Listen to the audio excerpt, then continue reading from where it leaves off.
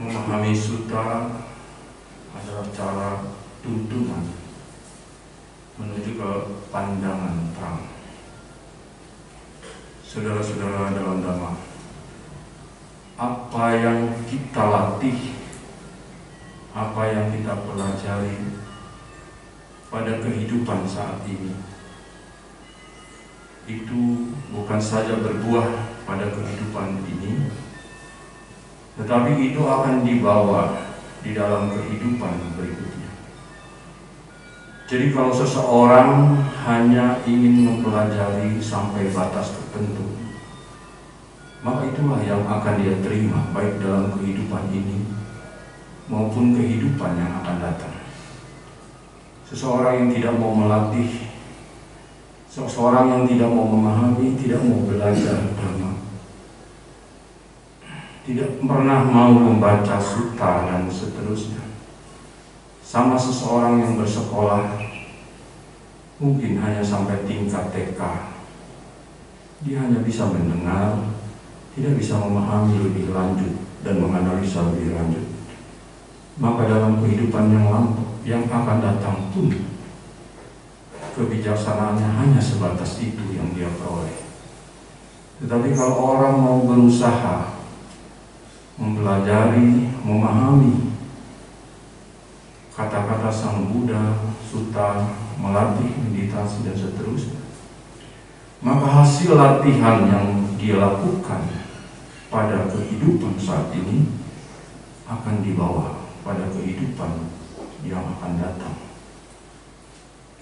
Sama seperti yang Arya Sariputra, Moggallana, Anuruddha, Mahakassapa, siswa-siswa agung Sang Buddha, bukan hanya satu kehidupan para siswa Sang Buddha yang agung ini melatihnya, tetapi sudah dalam waktu yang amat panjang para siswa ini melatih dengan tekun, mempelajari kata-kata Sang Buddha, menganalisa dan memahaminya. Jadi tingkat kemampuan kebijaksanaan kita di kehidupan yang akan datang sangat ditentukan oleh usaha kita yang kita lakukan pada saat ini. Nah, untuk dewasa ini kita mempelajari hal-hal terkait dengan Dhamma itu banyak melalui buku-buku yang banyak beredar dan kita mudah mendapatkannya. Kita bisa belajar dari banyak buku. Tetapi banyak orang mempelajari itu tidak selektif dalam mempelajari buku Dhamma. Kemudian hal kedua adalah banyak guru meditasi kemudian melarang seseorang membaca buku dan hanya mengikuti kata-kata guru tersebut. Nah, mengatasi kedua hal ini, maka jalan tengah yang harus dilakukan adalah bagaimana kita menyelidiki, meneliti ajaran. Jadi apa yang kita dapat melalui buku-buku itu seringkali ditulis dengan interpretasi sang penulis, yang besar kemungkinan karena penulis sendiri belum mencapai tingkatan kesucian, interpretasi ini dikotori oleh hal-hal yang bersifat kilesa, kekotoran batin dan seterusnya. Oleh karena itu kita harus menyelidiki tulisan-tulisan itu pada saat kita membaca, menganalisanya. Kemudian apakah yang ditulis dan yang kita pelajari, yang kita baca tersebut sesuai dengan kata-kata Sang Buddha.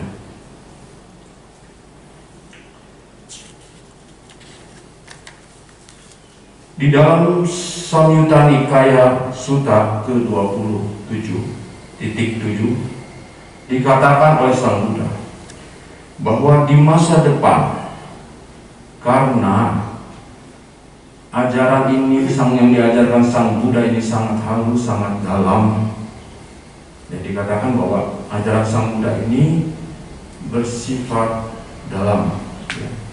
dalam bahasa Pali dikatakan gambiro. Gambiro itu sangat dalam.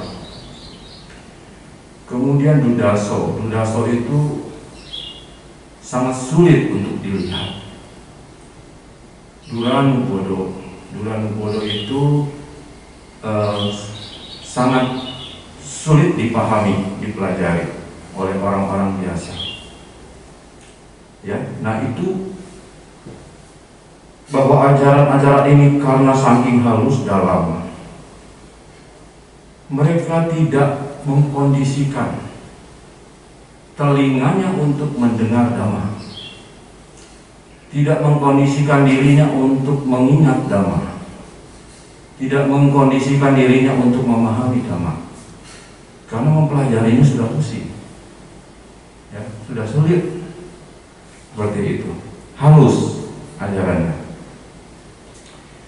sehingga lama-kelamaan orang hanya tertarik kepada khotbah-khotbah, hanya tertarik mendengarkan yang ringan-ringan saja, yang menghibur khotbahnya, ya, seperti itu.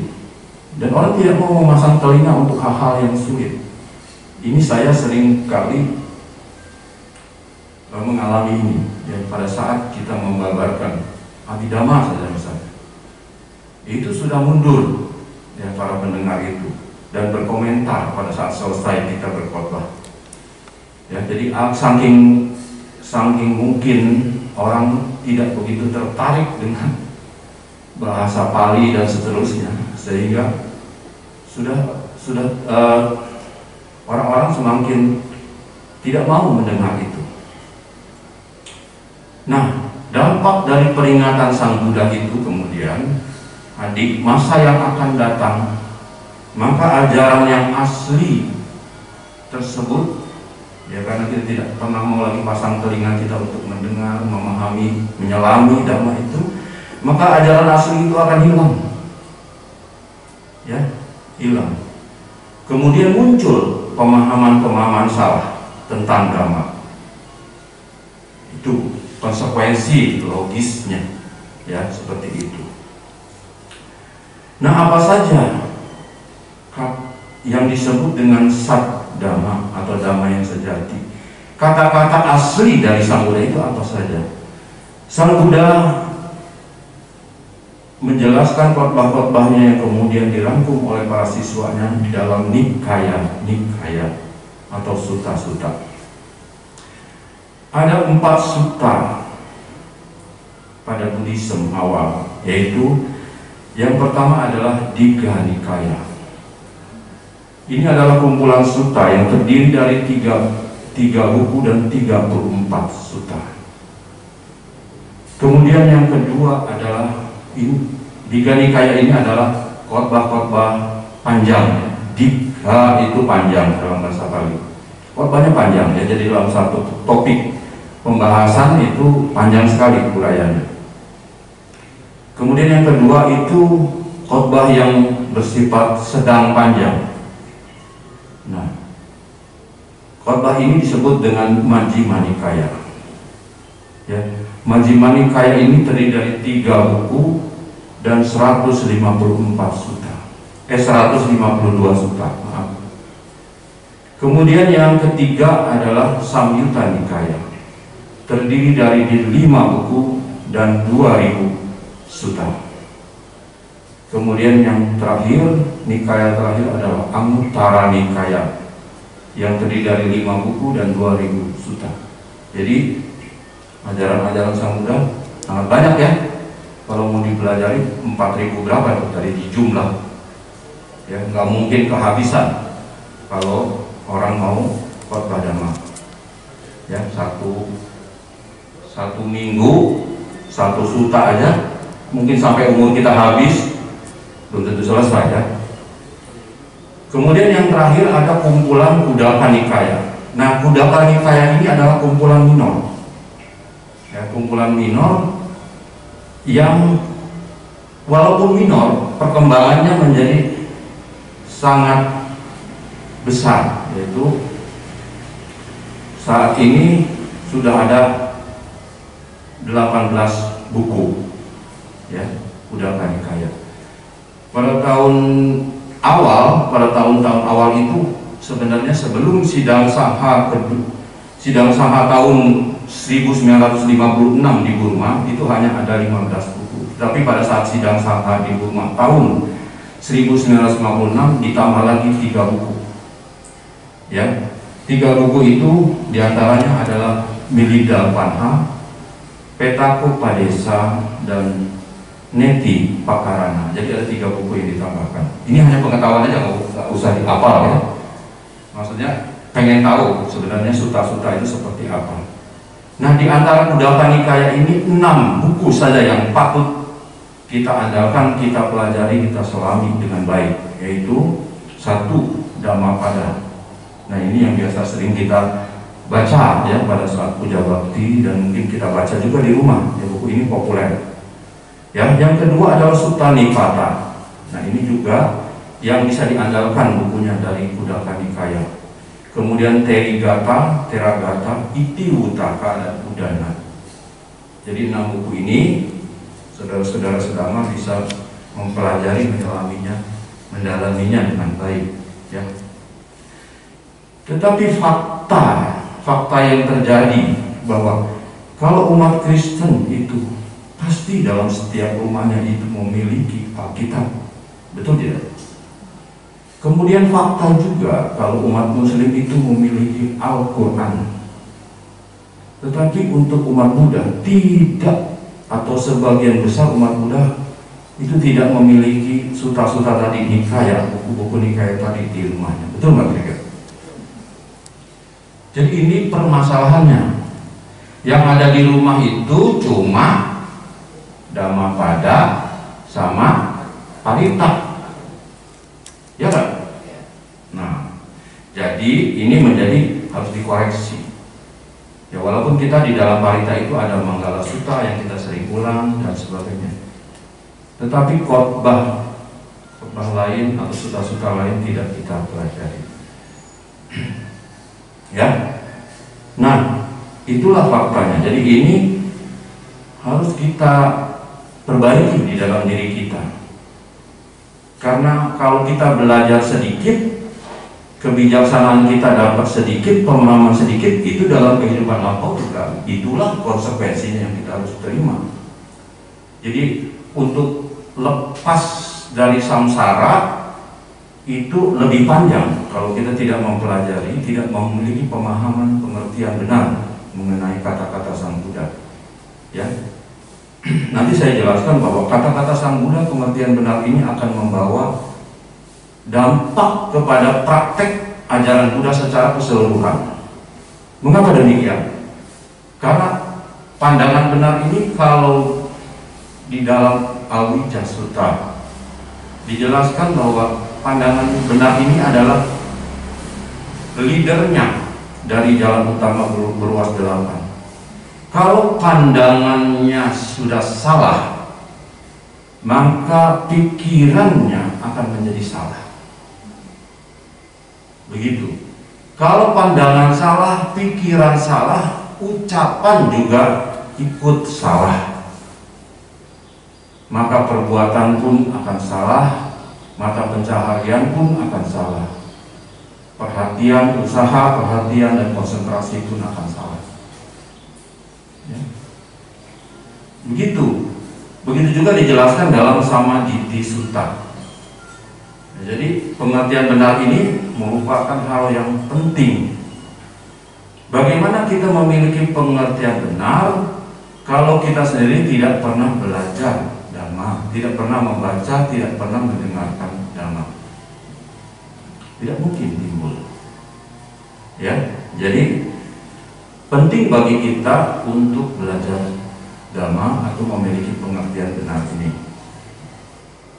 Kalau pengertian benar ini sudah kita dapat, maka nanti akan kita lihat pada pembahasan berikutnya bahwa itu akan menuntun kepada jalan Arya. Nah, Sang Buddha mengatakan bahwa Dhamma dan Vinaya itu adalah guru kita. Dalam Digha Nikaya Sutta 16 Mahaparinibbana Sutta dijelaskan Setelah atua akum parinibbana, maka Dhamma dan Vinaya inilah yang harus kalian ikuti. Ya, Sang Buddha menjelaskan seperti itu. Jadi pengganti Sang Buddha itu bukan personality, bukan orang, tetapi Dhamma dan Vinaya. Kenapa begitu? Karena kalau Dhamma dan Vinaya itu satu, nggak mungkin bisa salah kalau kita ikuti. Betul tidak? Kata-kata Sang Buddha. Kalau personality orang, siswa, para biku, ada kemungkinan bisa salah? Bisa saja, selama dia belum mencapai tataran arhat. Ya, seperti itu. Nah, yang kedua, pesan dalam Mahaparinibbana Sutta itu adalah bahwa dijelaskan oleh Sang Buddha bahwa jadikan diri kita ini sebagai pelita. Jangan kita menggantungkan kepada orang lain. Jadikan diri kita ini pelita, jadikan diri kita ini pelindung. Ya, jadi pelindung. Itu yang pesan kedua. Seringkali kita sangat tergantung pada orang lain untuk menjadikan pelita, untuk menjadikan pelindung. Nah, kemudian pesan yang ketiga adalah jadikan Dhamma itu juga sebagai pelita. Jadikan Dhamma itu sebagai pelindung, bukan yang lain. Ya, makanya tadi kita coba mengulang tentang Attawagga. Ya, dalam Dhammapada, perenungan Dhammapadanya. Nah, faktanya adalah umat kemana-mana mencari guru, mencari personality guru yang dipuja, yang dihormati, ya, menciptakan sosok pribadi yang kemudian dipuja. Nah, ini kira-kira kita analisa dari Mahaparinibbana Sutta sesuai atau tidak hal-hal atau tindakan-tindakan seperti itu. Nah, mereka mencari sosok itu sampai ke belahan dunia, perlu pakai biaya tiket pesawat dicari seorang sosok guru. Padahal kita tidak usah jauh-jauh untuk mencari apa yang disebut dengan guru kita, yaitu cukup dengan sutta-sutta atau yang kita sebut dengan Dhamma. Dan kalau para biku itu ada Vinaya, ya kan? Nah, gitu. Kalau kita umat awam ada sila, ada Atasila, ada Pancasila. Itu Vinaya. Vinaya per rumah tangga kan cuma 5 sila, ya. Seperti itu. Tidak jauh kemana-mana, tidak usah jauh kemana-mana. Itu saja. Sutta itu satu sutta kita bahas, kita kupas, kita selami. Oh, kan. Tadi sudah disebutkan sama Romo bahwa amat dalam ngerti, maca 100 kali tapi nggak ngerti-ngerti. Dhamma Sakaca, yaitu berdiskusi Dhamma. Ya. Coba kita tanya kepada yang lebih memiliki pengetahuan Dhamma. Untuk itu terjadi kupas satu persatu dari sutta itu, ya, seperti itu. Jadi kata-kata Sang Buddha itu diutamakan yang terdapat di dalam sutta-sutta. 100 tahun setelah Sang Buddha parinibbana, terjadi perselisihan di antara para biku. Ya, makanya kemudian diadakanlah sidang konsili Sangha yang kedua. Dibahas salah satunya adalah topik mengenai apakah kita harus mengikuti sang guru kita mentah-mentah. Nah, ini dibahas. Nah, dalam pembahasan itu sejauh bahwa instruksi khotbah yang dilakukan atau diajarkan oleh guru itu tidak bertentangan dengan Dhamma dan Vinaya, maka itu harus kita ikuti. Ya, jadi apa yang guru kita, yang para romo atau para pandita sesuai dengan sutta atau Dhamma Vinaya, itu harus kita ikuti, kita hormati. Tetapi kalau sudah tidak sesuai, bertentangan dengan Dhamma Vinaya, harus kita abaikan, walaupun kita hormati sosok pribadinya. Betul ya? Nah, seperti itu. Sifat kritis ini sangat diperlukan. Oleh karena itu, salah satu dari faktor pencerahan sempurna itu ada Dhamma Wicayo, ada penyelidikan terhadap Dhamma. Sang Buddha sebutkan itu, selain sati perhatian, ada Dhamma Wicayo. Kita harus menyelidiki apa yang kita dengar, kita harus lidik apa yang kita baca, untuk mendapat pencerahan, ya. Kemudian berlindunglah hanya kepada Buddha, Dhamma, dan Sangha. Ya, dalam Majjhima Nikaya Sutta ke-84 itu diceritakan ada seorang arhat namanya Mahakaccana. Nah, itu seorang raja bertanya kepada arhat ini, kemudian dijelaskan. Ya, Mahakaccana itu memiliki patisambhida, memiliki kemampuan untuk menjelaskan Dhamma secara baik, ya, sepanjang lebar, secara bagus sekali. Ya, dia memiliki keunggulan di situ. Nah, saking kagumnya raja ini kemudian menyatakan ingin berlindung kepada arhat ini. Saya ingin berlindung kepada arhat. Nah, yang Mahakaccana itu kemudian mengatakan, berlindunglah wahai raja kepada Sangha, Buddha, Dhamma, Sangha, bukan berlindung kepada saya. Ini penegasan dari seorang arhat Mahakaccana. Jadi kita kalau berlindung itu kepada Buddha, Dhamma, Sangha. Tidak boleh ada perlindungan keempat, yaitu kita berlindung kepada sosok pribadi sesuatu, ya. Nah, itu tidak boleh. Jadi kita harus berlindung kepada Sangha. Jadi personality tidak boleh, ya. Atau kita berlindung pada guru tertentu, itu tidak boleh. Jadi kita berlindung kepada Buddha, Dhamma, Sangha. Lalu kemudian raja ini bertanya, di manakah gerangan Buddha itu? Oh, sang Buddha sudah parinibbana. Mahakaccana mengatakan itu kepada sang raja. Jadi walaupun sudah parinibbana sang Buddha, tapi kita menghormati guru agung kita, tetap berlindung walaupun dia sudah parinibbana, ya, pada Buddha. Karena sang Buddha sudah memberikan satu warisan atau legacy, yaitu warisannya bukan warisan materi tetapi warisan Dhamma. Ya, ini nanti akan dijelaskan dalam Dhamma Dayada Sutta. Dalam Dhamma Dayada Sutta sang Buddha mengatakan bahwa dia memberikan warisan kepada para biku itu bukan warisan dalam bentuk materi atau kekayaan, tetapi warisan yang dia berikan adalah warisan Dhamma. Ya, itu bisa dibaca oleh ibu-ibu dalam Dhamma Dayada Sutta. Oke. Nah, guru yang termasuk pun bisa memiliki pandangan salah. Ini dijelaskan dalam Anuttara Nikaya 588. Ya. Jadi hati-hati. Jadi kita tetap, makanya saya bilang bahwa sutta itulah yang merupakan tuntunan kita untuk mendapatkan pengertian benar. Kemudian kalau para biku senior itu berkata tentang ajaran Buddha, apakah umat menolak? Tidak menolak, ya, tapi mendengarkan dengan hormat, mendengarkan dengan sesama. Tetapi tidak sebatas itu, tapi kita harus meneliti, menganalisa lagi apakah ajaran ini sesuai dengan kata-kata dari Sang Buddha di dalam sutra dan seterusnya, ya. Jadi tugas umat ini juga untuk era sekarang. Kalau dulu orang tidak mengerti, bertanya langsung kepada Sang Buddha atau kepada para arahat.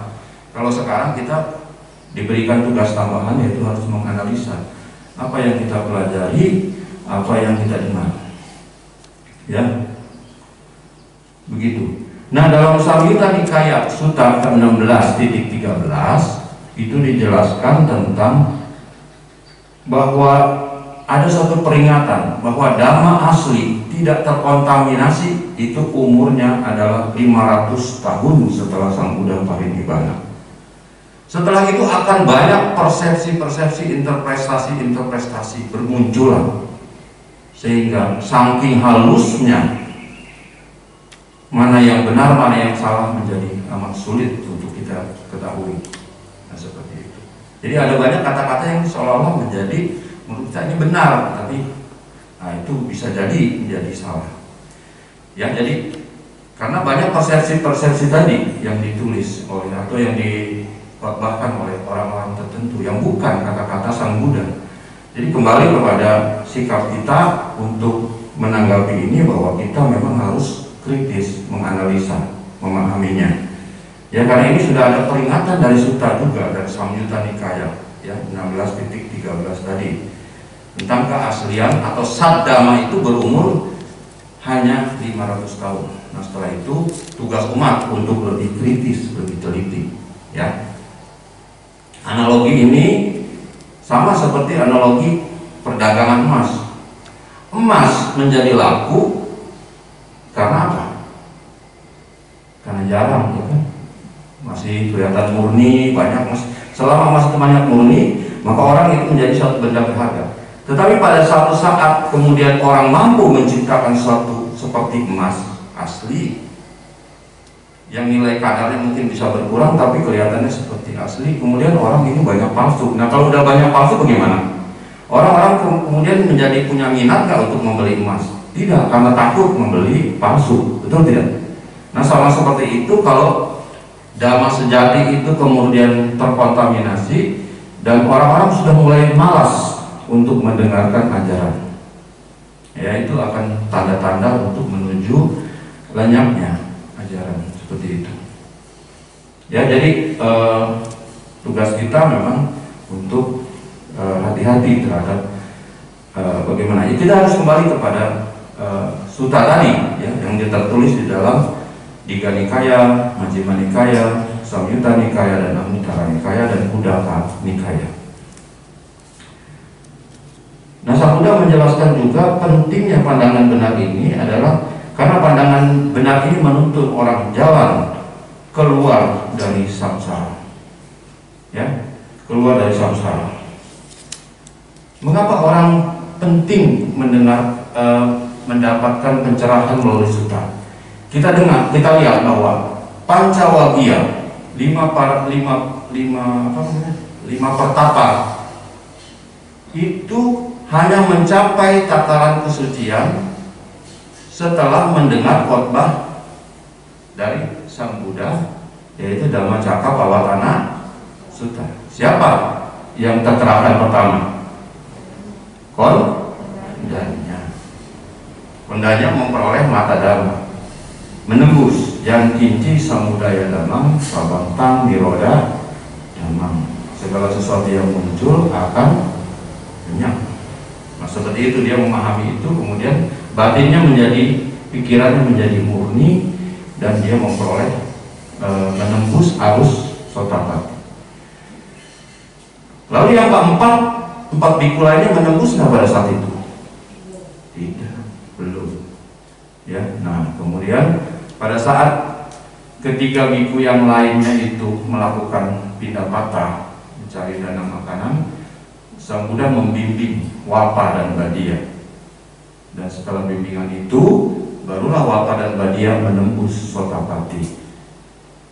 Ya, setelah itu. Nah, kemudian setelah Wapa dan Badia tembus, berikutnya, hari berikutnya adalah Mahanama dan Asaji. Jadi seperti itu urut-urutannya. Jadi dalam kitab komentar dijelaskan bahwa setelah Kondanya mengerti itu, dalam bulan susut Sawana, ya, terjemahan dari Bante Kusala-dhammo dalam kronologi riwayat Buddha itu disebutkan dalam susut Sawana, hari pertama itu adalah Wapa. Bante Wapa ini yang mencapai pencerahan Sotapati. Setelah itu baru Badia, hari kedua. Hari ketiga baru Mahanama. Hari keempat baru Saji. Jadi ada 4 hari. Ya, 4 hari itu menurut kitab komentar. Nah, pada hari kelima itu Sang Buddha baru membabarkan Anatalakkhana Sutta, khotbah tentang tanpa aku. Barulah pada saat Sang Buddha membabarkan Anatalakkhana Sutta itulah kemudian bukan sotapati yang diraih kesucian, tetapi arahat. Ya, setelah Anatalakana Sutta. Nah, Arya Sangha terbentuk sebetulnya setelah khotbah Anatalakana Sutta. Tapi kalau Sangha terbentuk sebetulnya tidak serta-merta pada saat Dhammacakkappavattana Sutta, karena hanya satu biku yang tercerahkan, yaitu kondanya kan. Baru 4 hari kemudian 5 bikunya selesai tercerahkan. Baru hari kelima itu baru Sang Buddha membabarkan Anatalakana Sutta dan seluruh biku menjadi arahat, Arya Sangha. Seperti itu ya. Jadi tanpa adanya khotbah dari Dhammacakkappavattana Sutta, tanpa ada khotbah Anatalakana Sutta, tidak mungkin mencapai tingkatan kemurnian, mencapai sotapati dan mencapai tingkatan arahat. Itu penting mendengar khotbah, mendengar ajaran Sang Buddha itu. Makanya siswa Sang Buddha dikenal dengan sebutan sawaka. Kata sawaka dalam bahasa Pali itu mendengar, ya kan? Sawaka itu pendengar. Karena zaman dulu kan mendengar, mencapai kesucian dan seterusnya. Maka disebut sawaka.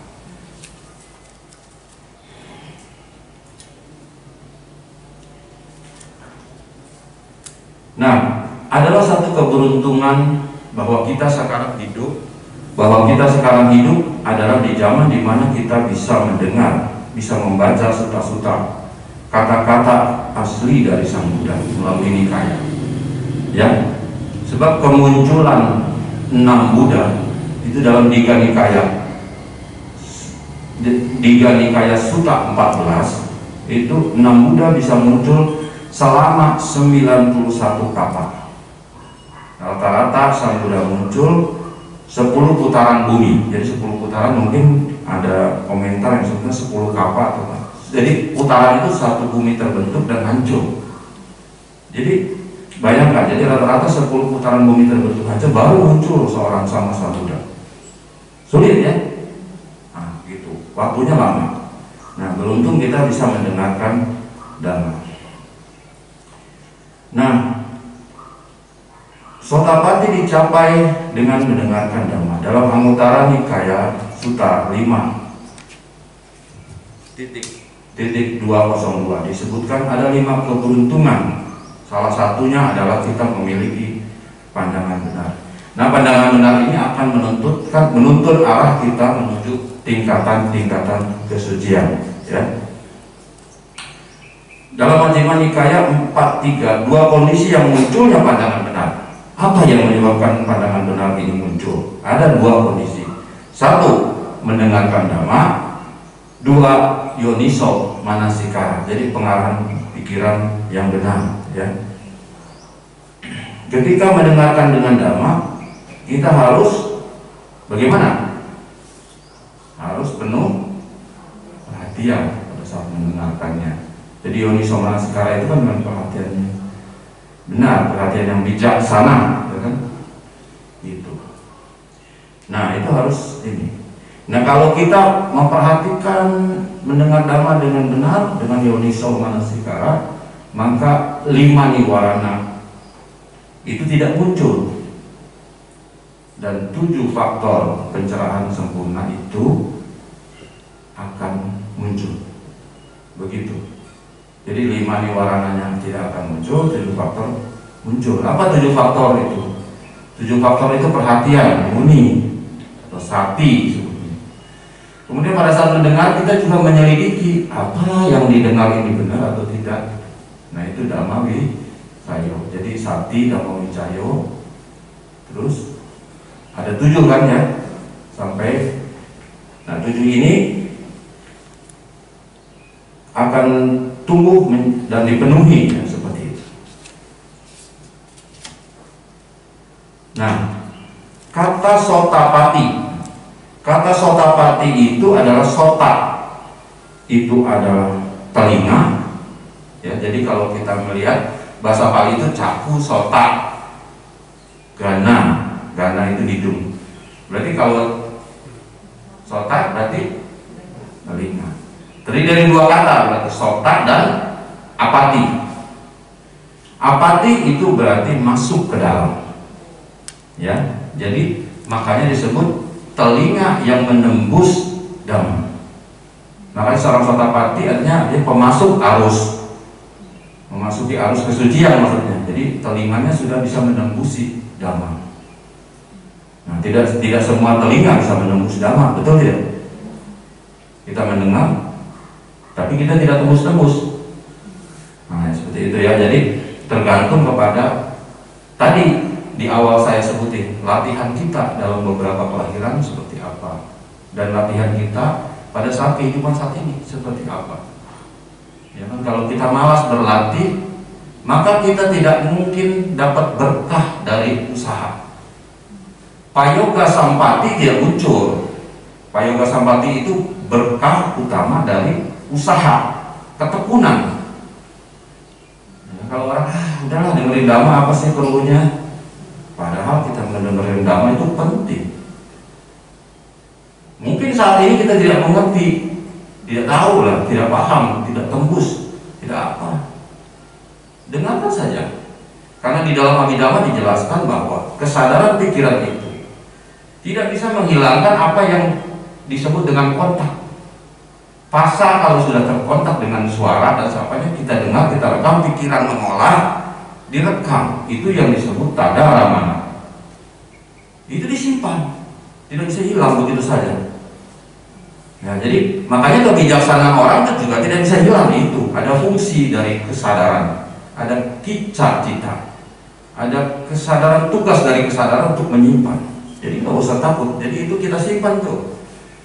Belum dimengerti ya, tapi suatu saat tiba-tiba kita merenung, oh yang dimaksud ini, kemudian keluar lagi sanyaknya tadi, persepsinya keluar lagi dari kesadaran kita, kemudian kita olah lagi dalam pikiran, itu menjadi kebijaksanaan. Kalau kita pahami, kalau tidak kita pahami, tidak keluar kebijaksanaan. Ya, jadi tidak bisa hilang, dan makanya dibawa dalam setiap kelahiran. Apa yang kita dengar, kalau ibu-ibu berdana, diingat, itu akan dibawa dalam setiap kelahiran, tidak bisa hilang begitu saja, ya.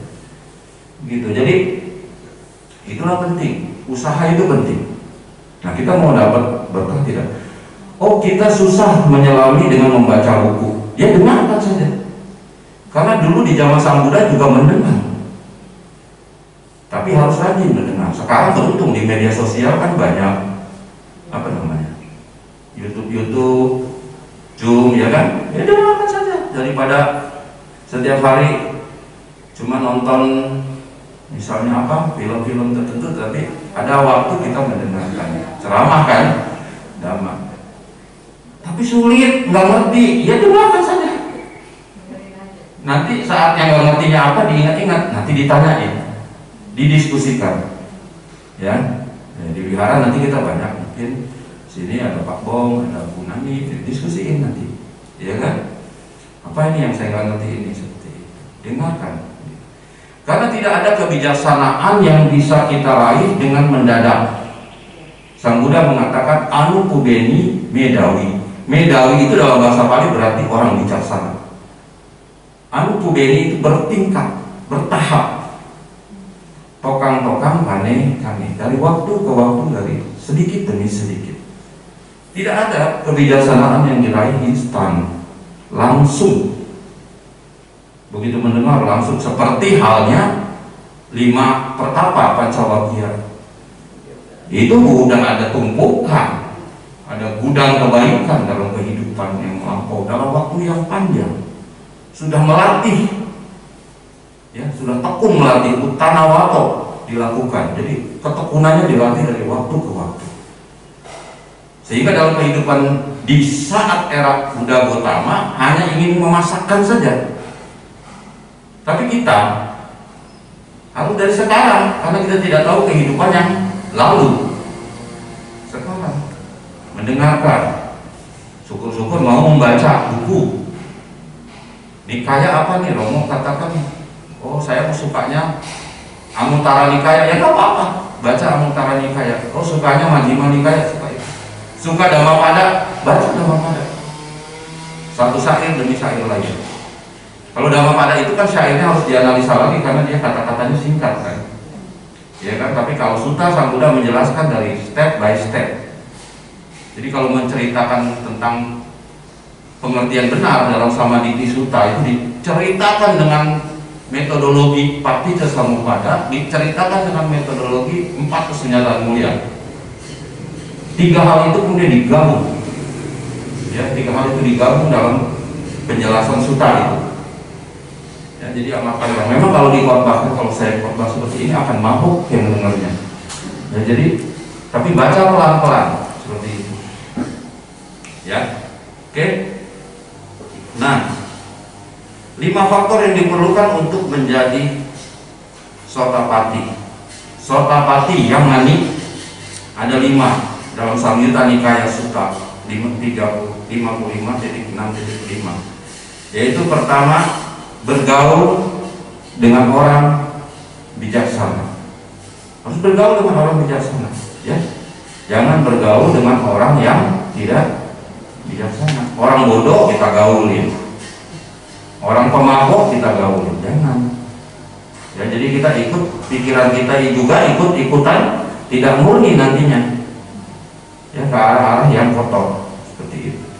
Jadi walaupun Anda sudah mandi, pakai minyak wangi, keluar, tapi masuk ke toko ikan asin, kelupaan ngobrol 2 jam, saking serunya ngobrol 2 jam, keluar dari toko ikan asin, ikut bau ikan asin nggak badan kita? Itu, ya, gitu. Nah, seperti itu. Jadi bergaul itu kita ikut kena hal-hal buruknya. Kalau bergaul dengan bijaksana, kita akan meningkat kebijaksanaan kita, kepintaran kita, kepandaian kita. Semangat kita juga ikut tumbuh karena orang bijaksana selalu mendorong kepada hal-hal yang berguna, bermanfaat. Ya kan? Nah, kedua, mendengarkan dhamma yang asli tadi. Yang asli, ya, dalam kata itu, kata asli di sini bahasa Pali sering menerjemahkannya, sering menulisnya dalam kata sat dhamma. D-nya 2, ya, sat dhamma, seperti itu. Kemudian ada perhatian tadi, bersama. Pada saat mendengarkan dhamma kita harus ada respect, hormat, harus ada konsentrasi yang terarah. Jadi pikiran kita tidak boleh ngelantur ke mana. Pada saat kita mendengarkan dhamma, ini kesempatan. Nah, kesempatan untuk mendengar, menganalisanya, menyelidikinya. Nah, itu, ya. Jadi mendengarkan, menganalisa, menyelidiki, memahami. Ya, jadi bukan sekedar mendengar, iya, nanti kalau romonya salah ikut salah, betul tidak? Tidak boleh. Jangan. Jadi kita harus diselidiki, dipahami, dan seterusnya. Nah, kemudian pengamatan saja tidak cukup, 3-4 hal tadi tidak cukup, 3 hal tadi tidak cukup, tapi yang terakhir kita harus mempraktekkannya. Nah, itu baru kita mencapai Sotapati yang ngani. Jadi jalan mengarah ke Sotapati. Ya, Sotapati itu kan orang suci tingkat pertama, aman. Nggak mungkin. Kenapa aman? Nggak mungkin bisa lahir di alam alam rendah. Sudah aman. Kalau nggak lahir jadi manusia lagi, dia lahir jadi alam dewa atau apa. Ya, jadi tidak mungkin ke alam itu sudah aman. Ya, Sotapati itu bisa nggak diraih oleh perumah tangga? Ya, bisa. Ya, Wisaka, Bimbisara, Raja Bimbisara, Anata Pindika. Nah, itu semuanya dari perumah tangga yang bisa mencapai tingkat kesucian Sotapati. Ya, jadi mempraktekkan apa yang didapat sedikit harus dipraktekkan.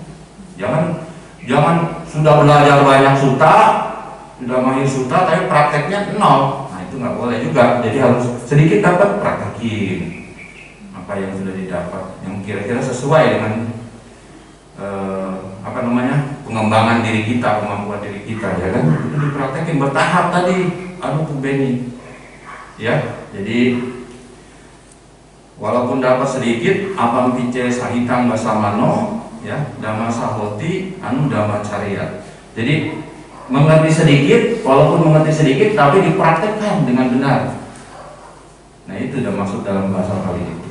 Jadi nanti itu baru bisa raganca, dosanca, bahaya, mohang, bisa mengikis tadi keserakahan nafsu, keserakahan, kebencian, dan kebodohan batin. Itu bisa dikikis sedikit, praktekin sedikit. Kalau mengerti banyak tapi nggak dipraktekin, ya sama seperti orang cuma ngitung-ngitung doang.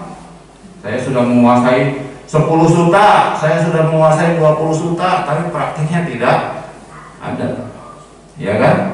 Jadi seperti menghitung doang, tidak mendapat manfaat. Oke, ya. Sampai jam 11 ya.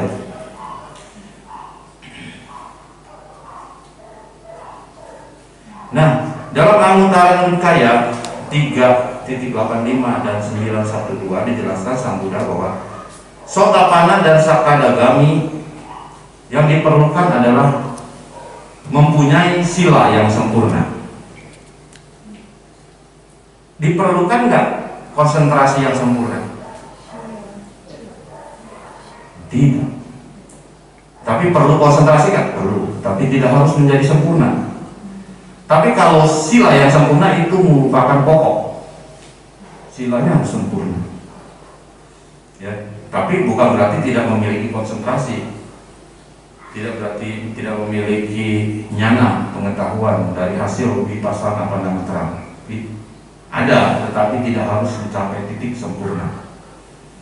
Nah, kalau sudah mencapai titik sempurna di dalam sila dan konsentrasi, itu maka anagami, tingkat kesucian anagami sebagai syarat untuk bisa masuk. Sakadagami, Sotapatti, Sakadagami, anagami. Tetapi kalau arahat itu harus sempurna sila, harus sempurna konsentrasi, dan harus sempurna kebijaksanaan. Jadi tingkat pencapaian kesucian juga bertahap. Ya, pada kesempurnaan masing-masing tadi sila, samadhi, panjang. Jadi kalau tingkatan Sotapanna tidak menuntut itu, tapi sila harus sempurna, tidak boleh ditawar, tidak bisa ditawar. Ya, begitu. Tapi bukan berarti tidak ada konsentrasi, tidak ada pelatihan vipassana dan sebagainya, tapi tidak pada tingkatan sempurna. Kalau sudah sempurna semuanya, maka arhat. Ya, gitu.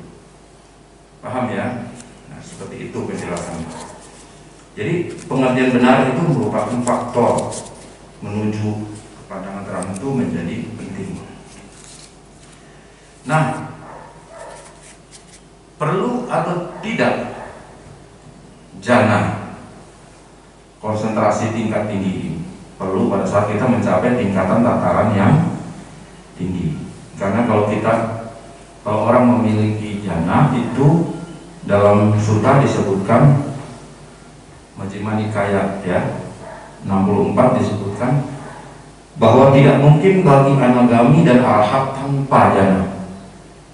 Nah, kupas dah Majjhima Nikaya 64. Ya, jadi disebutkan seperti itu. Nah, kenapa harus dipentingkan? Karena jana itu diperlukan pada tingkatan tertentu. Karena kalau udah anagami dan arahat itu kan tingkatan yang tinggi ya, kesuciannya tinggi banget. Nah itu pengetahuannya harus pengetahuan luhur yang dicapai. Itu perlu konsentrasi yang kuat. Nah kalau kita di sini kan, kalau seorang seperti Anathapindika kan konsentrasi tidak perlu sempurna seperti itu dia, tapi dia mencapai tingkatan Sotapatti. Nah seperti itu ya. Jadi, tapi kita latih konsentrasi itu harus dilatih. Pada saat mendengarkan dhamma, konsentrasi latihan dengan baik. Perhatian yoniso manasika dengan baik, terarah dan seterusnya. Nanti kehidupan akan datang jadi pintar, jadi bijaksana. Karena Sang Buddha bilang, kalau kita cuma mewarisi materi, iya di kehidupan sekarang kita kaya, tapi di kehidupan akan datang belum tentu juga kita kaya. Betul tidak? Harta itu akan habis pada masanya. Tetapi kalau kita mewarisi dhamma dayada, maka ini kebaikan dari mewarisi dhamma ini, kebijaksanaan ini tidak pernah hilang. Gitu ya, tidak pernah akan hilang. cenderung kalau tiap kelahiran kita latih dan terus, nanti kita mencapai pencerahan pada akhirnya.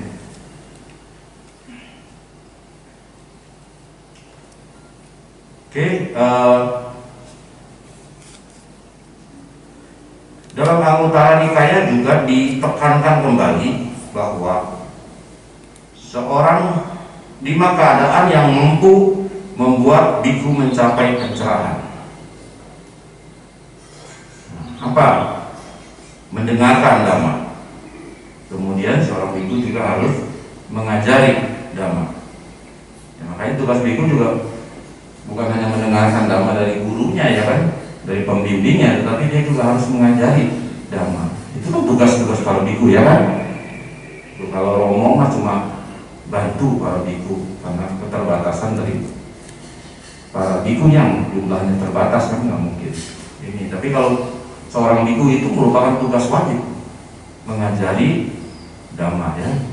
Itu juga merupakan faktor untuk apabila dilatih oleh biku itu, dia akan melatih untuk mencapai pencerahan, ya kan? Gitu. Nah, kemudian yang ketiga, mengulangi Dhamma. Nah ini, jadi kita juga bisa mengikuti nasihat ini, ya, nasihat Sang Buddha ini, mendengarkan, ya, mengajari Dhamma kalau kita memiliki kemampuannya, kan? Kemudian mengulangi. Kemudian yang keempat adalah merenungi Dhamma. Jadi nggak cukup cuma dengar, ngajarin, ngulangin, tapi direnungkan, merenungkan Dhamma. Baru yang kelima adalah meditasi, ya kan? Menjadi lebih kuat lagi apa yang kita pelajari, apa yang kita dengar, apa yang kita ulangi, apa yang kita ajarkan, apa yang kita renungkan menjadi lebih kuat pada saat kita melakukan latihan meditasi secara benar, ya. Itu ya 5 tip. Nah, oke, jadi maka untuk melatih Dhamma dengan sempurna, maka harus sempurna itu pengetahuannya. Jadi pengetahuannya harus sempurna kalau ingin melatih Dhamma dengan sempurna. Kalau kita melatih punya pengetahuan Dhamma yang biasa-biasa saja, maka tingkat pelatihan Dhammanya juga biasa saja. Jadi sesuai dengan usaha, ya. Sekali lagi, Payoga Sampati, berkah dari usaha, berkah itu didapat dari seberapa jauh kita melakukan usaha. Itu.